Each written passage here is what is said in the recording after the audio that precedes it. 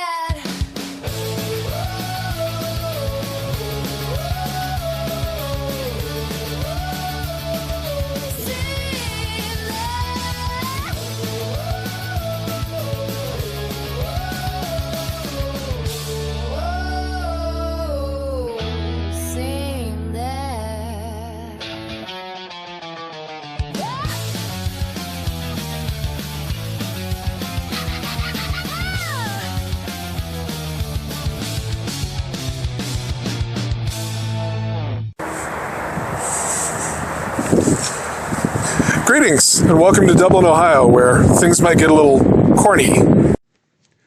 Look, they let the idiot out again, and he's standing in a cornfield. A field of concrete corn. That must mean we're doing a public art installation again. Alright, where are we? Well, it looks like we're in Dublin, Ohio at what's come to be known as Cornhenge. Cornhenge sits in a field near the 270 Loop Highway and consists of 109 ears of concrete corn on the cob positioned in rows. Because as any good farm boy or girl can tell you, that's how you grow them. With each one standing at 6 feet 1 inches tall, that's 1.9 meters for anyone outside the US which uses a real system of measurements, and with each weighing in at a whopping 1,500 pounds each, or 680 kilograms of pure American concrete. 6 feet 3 inches for those playing the home game is roughly 10.5 bananas Cavendish. The foundations for the corn are also 3 feet deep and are made of concrete as well. The corns? The statues were made in Georgia and put on 4 truckloads and shipped up here to Dublin, Ohio, where they now reside here in this park. That park is actually Fran's Park in Dublin, Ohio. At this exhibit, you can pass through the corn rather than the corn passing through you as you make your way through the park. The main question seems to be why. The installation itself grows on a field in Sam and Eulalia France Park. France was the owner of a farm on the site and created many hybrid forms of corn species, although the sculptures themselves were based on the standard Midwest dent corn, which was developed by Illinois farmer James Reed, who developed that corn off of another variety called Johnny Hopkins corn, which is still used today in the manufacture of taco shells, grits, and some Kentucky bourbon whiskeys. Alright, with that out of the way, let's get back to Cornhenge itself. The true name for this is Field of Corn with Orange Osage Trees and is a publicly funded art exhibition commissioned by the Dublin, Ohio Arts Council in 1994 and created by former Ohio State University professor Malcolm Cochran, here channeling his inner Bond villain, with landscaping by Stephen Drown and James Hiss. 3 different molds were created to provide some variety of the corn sculptures. However, giant butter molds were not considered. Each of the ears is rotated slightly to give it a kind of look like each one is different. So that answers the why on the corn, but why the orange Osage trees? Those things in the back there, and why aren't they made of concrete as well? Well, despite my family's rich farming history, I am far from a farm boy, or a farm girl, and had to look this one up. The Osage orange, or hedge apple, despite the names, are not actually related to orange trees or apple trees. It's actually scientifically closer to a mulberry bush. The fruit of the orange Osage trees aren't eaten by humans or most animals and secrete a latex kind of chemical. Yum.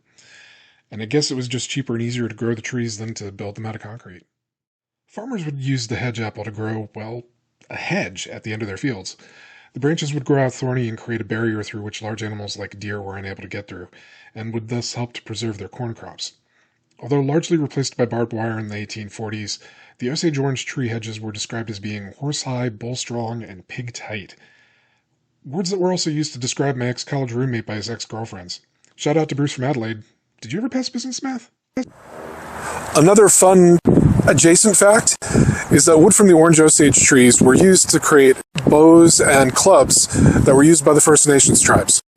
Tribes that were eventually kicked off their land by farm boys and farm girls, like here.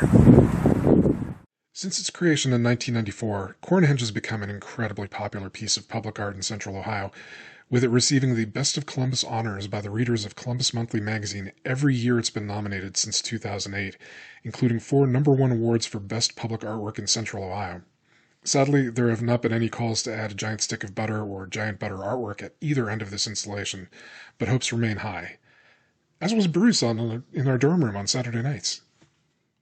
If you would like to visit Cornhenge, it's located in Dublin, Ohio at France Park, just east of the 270 freeway and the Tuttle Crossing exit, at the corner of France and Rings Roads. Admission is free and open most days of the year, but you will need to bring your own butter.